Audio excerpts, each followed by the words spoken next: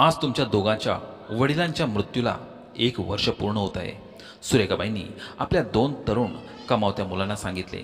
आईने त्यांना फोन करून असे बोलावल्याने आई पुढे काय बोलणार याची दोघांना उत्सुकता आणि धाकधूक आणि भीती वाटली. ती म्हणाली, मुलांनो, हे घर बांधताना तुमच्या वडिलांनी बँकेकडून कर्ज घेतलं होतं. त्यांच्या हयातीत ते कर्ज फेडले असते, पण ते अचानक देवाघरी गेल्याने काही रक्कम भरायची बाकी आहे. आता तुम्ही दोघे मिळून ती रक्कम भरा. वडिलांना पेन्शन मिळते, पण कर्ज फेडण्यासाठी ती रक्कम अपूर्ण आहे. सुरेखाबाईंना आशा होती की दोन्ही मुले कर्जाची परतफेड करण्यास आनंदाने सहमत होतील, पण मोठ्या मुलाचा सूर वेगळाच होता. तो म्हणाला, आई, हे घर आता जुनं झालंय. तसेही मी माझा फ्लॅट बुक केला आहे. पुढच्या महिन्यात आम्हाला ताबा मिळणार आहे. हे घर विकून आपण तिथे का राहू नये? आपल्या जुन्या घराला विकून मिळालेली रक्कम आम्ही दोघे मिळून अर्धी वाटून घेऊ. काही दिवस तू छोट्या भावाकडे राहा आणि काही दिवस माझ्याकडे राहा.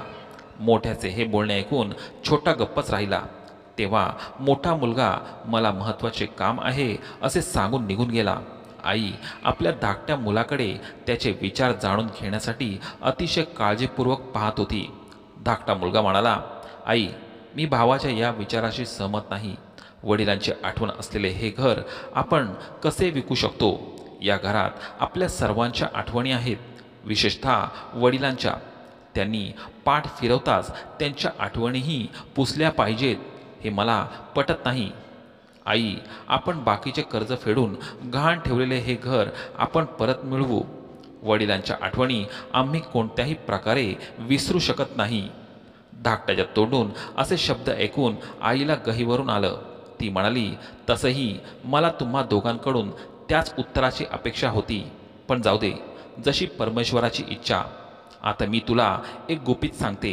तुझ्या वडिलांनी हयात असतानाच घराचं कर्ज फेडलं होतं.